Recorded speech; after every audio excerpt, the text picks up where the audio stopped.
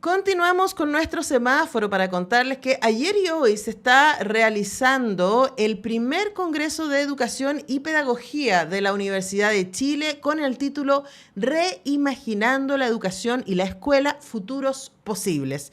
Y estamos con parte de su equipo de organización, la profesora asistente del Departamento de Estudios Pedagógicos de la Facultad de Filosofía y Humanidades de nuestra universidad, Fernanda Soler. ¿Cómo estás, Fernanda?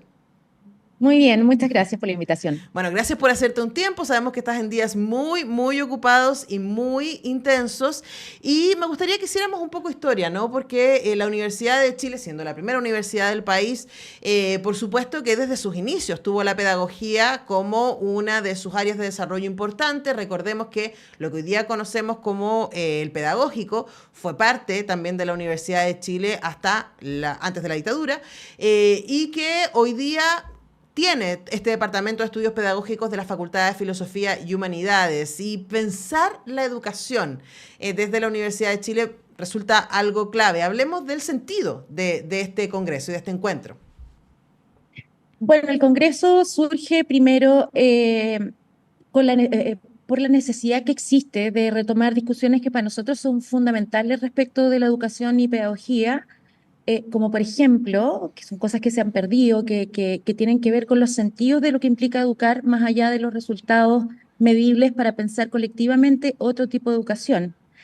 Ahora, otra de las cosas en las que nosotros pensamos cuando quisimos organizar este congreso tuvo que ver con la idea de reivindicar la enseñanza o la discusión sobre la enseñanza a partir del protagonismo que ha tomado todo este discurso del aprendizaje y que ha sido como una dicotomía insalvable e irresoluble. O hablamos de enseñanza o hablamos de aprendizaje, pero no podemos poner las dos cosas en el mismo lugar, que sería lo ideal de hacer, ¿cierto? Eh, y en este sentido, lo que buscamos es también darle importancia a lo que significa enseñar con propósitos específicos que apunten, por ejemplo, a la sociedad que queremos construir, a los tipos de sujetos que nos gustaría formar y a los conocimientos que son necesarios para desenvolverse en la sociedad. Que la tendencia últimamente ha sido lo que un filósofo de la educación que se llama Gerd Biesta denomina aprendificación de la educación. Entonces, lo que ha pasado es que toma prominencia el discurso de la enseñanza, ¿cierto? Los profesores se vuelven lo que ahora se llama un facilitador del aprendizaje, ya no son más profesores, eh, toma prominencia lo individual por sobre lo colectivo y evidentemente esta beta individualista que tienen estas tendencias como más mainstream en la educación son súper perjudiciales no solamente para el sistema educativo, sino que si pensamos nosotros en términos más globales, más sociales y políticos también, se convierten en un problema porque construyen también terreno fértil para la proliferación de ideas más conservadoras Ujú. y reaccionarias en la sociedad. Entonces, lo que queremos también es poner eso en tensión y relevarlo como una discusión importante. Y finalmente yo te diría que nosotros queremos recuperar el rol protagónico que tuvo alguna vez la Universidad de Chile como primera universidad pública del país en la formación de profesores y también recuperar el rol de los estudios de pedagógicos como voces relevantes en el derrotero educativo del país. Es decir, lo que queremos también hacer es dar una señal potente sobre la fuerza que puede generar la Universidad de Chile cuando las unidades que nos dedicamos a la educación nos juntamos para llevar a cabo un proyecto en común. Claro, y además yo rescato varias cosas de lo que dice Fernanda y voy a ir sacando algunas preguntas, ¿no? Primero, pensar que la educación se piensa.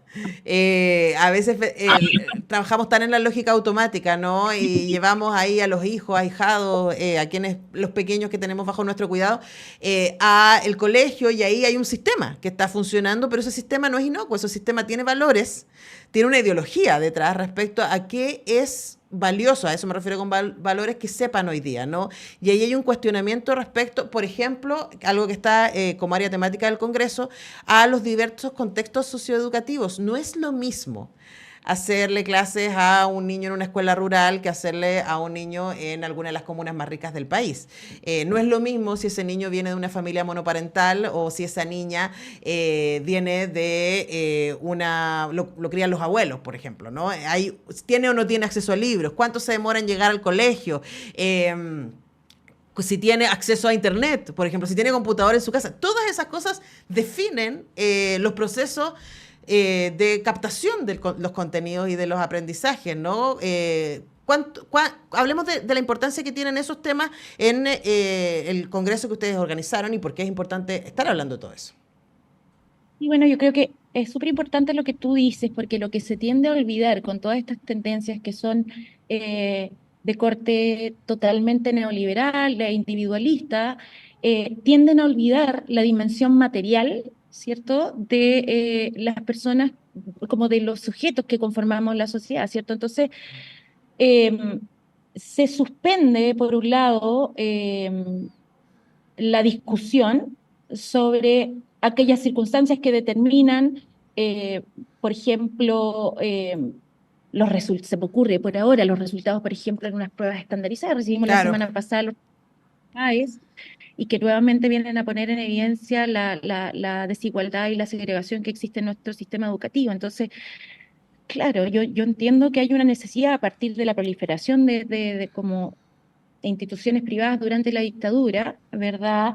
Que haya un afán por tratar de regular. El problema es que esa regulación se ha convertido en, eh, en medir o valorar solamente ciertas dimensiones que son importantes de la educación y que tienen que ver con los resultados que son objetivables y medibles. la lógica del estándar.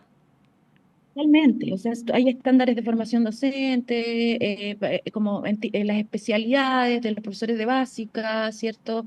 Entonces, ahí difícilmente tú puedas considerar circunstancias materiales y contextuales que sí son importantes en el momento de educar, porque Ujú, el foco está puesto normalmente en estas tendencias en los contenidos, pero nos olvidamos, bueno, qué tipo de sociedad queremos construir y qué sujetos queremos contribuir. Y con absolutamente. esto quiero decir que tiene que ser una discusión deliberada, porque finalmente la escuela igual socializa y la escuela igual subjetiva, igual nosotros promovemos un tipo de sociedad, igual promovemos un tipo de sujeto, pero si no le ponemos cabeza a eso, bueno, seguiremos perpetuando aquellos malestares y aquellos males que tenemos como sociedad. Ujú. Estamos conversando con Fernanda Soler, coordinadora general de este primer congreso que se está realizando, primer congreso de educación y pedagogía, reimaginando la educación y la escuela, futuros posibles, que se está realizando desde ayer y también hoy en la Casa Central de la universidad, con exposiciones, mesas redondas, charlas magistrales, 260 trabajos en total, provenientes de 8 países de Latinoamérica y Europa, se están mostrando Fernanda, yo no sé cómo está haciéndose el tiempo para conversar con nosotros con esta cantidad de trabajos, pero volviendo a una cosa que tú decías, Fernanda, y me parece súper interesante, contra esa lógica estandarizada, ¿no? Está la realidad.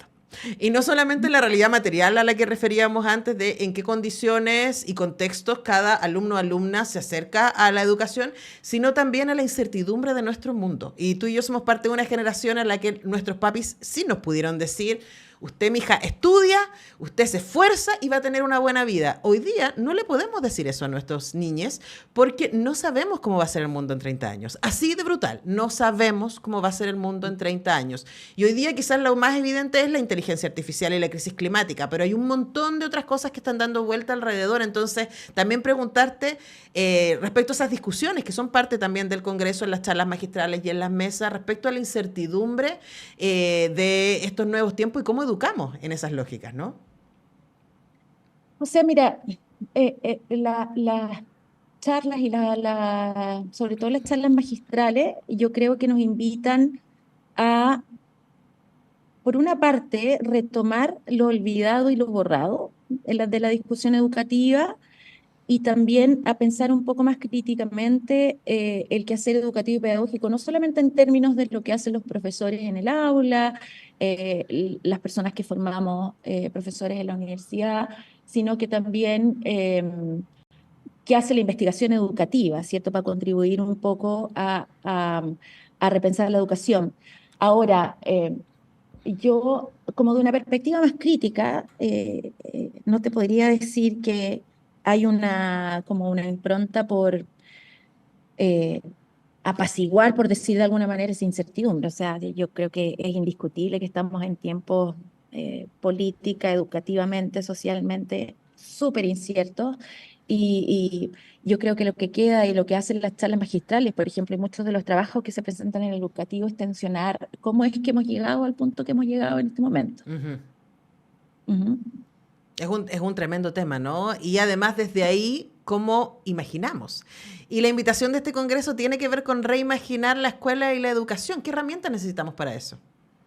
O sea, primero yo creo que eh, hacer un desplazamiento de lo individual a lo colectivo, eso es súper importante porque como, bueno, dije al principio de la entrevista, como enarbolamiento de la individualidad y de la atención al individuo, no nos permite mirar otros asuntos que tienen que ver con la colectividad y también con asuntos más estructurales que determinan las circunstancias que tenemos en la sociedad. Entonces, primero ese desplazamiento de mirada desde lo individual a lo colectivo y también tener más espacios de diálogo y reflexión, que quieras o no, por ejemplo, ahora la educación, los congresos que se hacen son muy de nicho, Ujú. es decir, se hacen congresos de las subdisciplinas de la educación y la pedagogía, pero ya dejó de existir hace mucho rato, o se hacen muy poquitos congresos de naturaleza más general, que son aquellos que antiguamente, incluso en el siglo XIX o XX,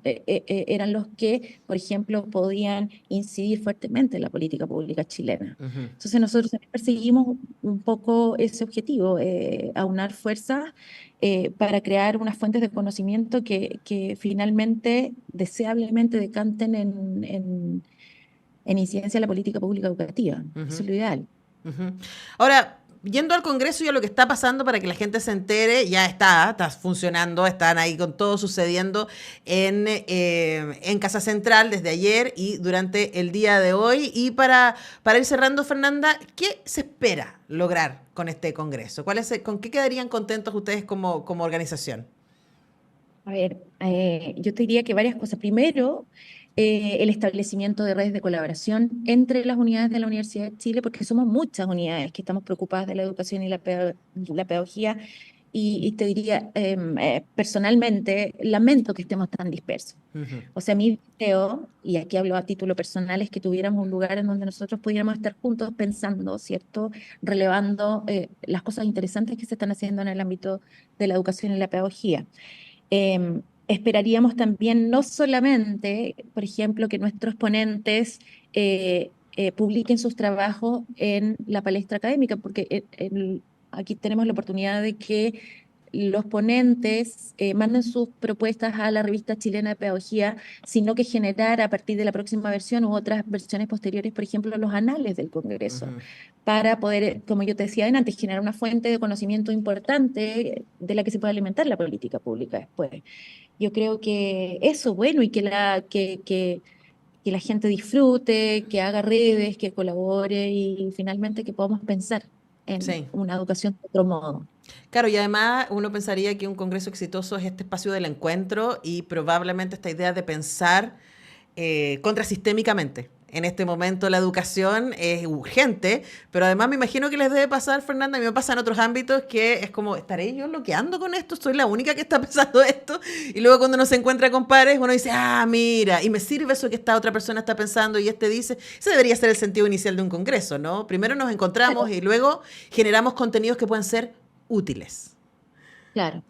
Cuando hay escucha, es posible eso. O Ujú. sea, que yo creo que todas las personas que estamos en la academia empezamos con algunas ramas teóricas a desarrollar ciertas ideas y qué sé yo, y uno va mutando eso en tanto permanezca en contacto con la literatura, con la investigación y todo, y con un sentido de escucha. Entonces yo creo que eso es súper valorable en espacios como estos para poder eh, imaginar, reimaginar la educación en la escuela, como dice el lema del Congreso. Por supuesto, y además también hacerse responsable, ¿no? Acá lo hemos dicho muchas veces, sabemos que en esta situación de crisis de credibilidad, tanto de las instituciones como de los medios de comunicación, las universidades públicas se mantienen muy firmes en la valoración que tienen las personas respecto a su aporte a la sociedad. Entonces también celebramos desde acá, como parte también de la universidad, que la Universidad de Chile diga, a ver, nosotros tenemos cosas que decir, estamos produciendo contenido, podemos generar cosas juntos, reunámonos, ¿no?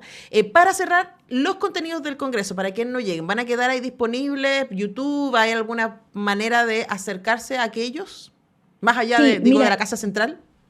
El día de ayer tuvimos la ceremonia inaugural que quedó colgada en el canal de YouTube de la universidad y la próxima semana estaremos subiendo las conferencias magistrales que están siendo registradas también en el Congreso. Así que eso va a quedar ahí disponible para que la gente lo pueda consultar luego ya de que termine este evento académico. Por supuesto, entonces quedaron ahí con toda la información. Hemos conversado con Fernanda Soler, quien es la coordinadora general de este primer Congreso de Educación y Pedagogía, reimaginando la educación y la escuela, futuros posibles, haciendo que lo que la universidad debe hacer cumpliendo su rol público, utilizar la sabiduría de sus académicos, de sus investigadores y investigadoras para ponerla a disposición de la comunidad entera. Fernanda, muchas gracias por hacerte este tiempo. Sé que son horas intensas, así que lo agradezco especialmente. Te mando un abrazo y mucha luz para estas horas que quedan de Congreso.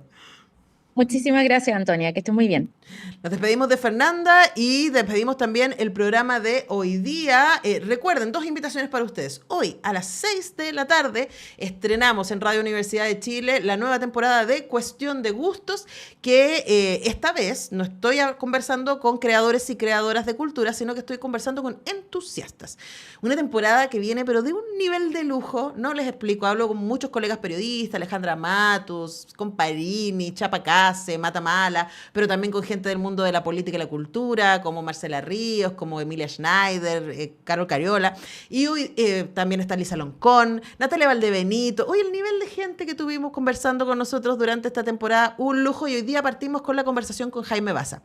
Vamos a estar hablando de grunge, vamos a estar hablando de literatura, vamos a estar hablando de educación, del lugar que tiene la cultura para sobrevivir, de todo eso con Jaime Baza, hoy a las 18, y si se lo pierden, recuerden que también quedan en el canal de YouTube de UChile TV. Así que lo pueden ver ahí en las repeticiones de la señal UChile TV. Y mañana a las 21 retorna la República de las Letras. Se nos hizo muy difícil el fin de año. Tuvimos una detención de varias semanas, pero el amor es imposible. ¿Y quién nos pide lo imposible? Mañana cerramos el ciclo que dedicamos a este libro de Darío Stanraiver con equipo completo. Así que no se lo pierdan a las 21 horas. Nos encontramos nosotros el lunes en una nueva edición de Semáforo con todo el estupendo equipo que hace este programa. Que tengan un buen fin de semana.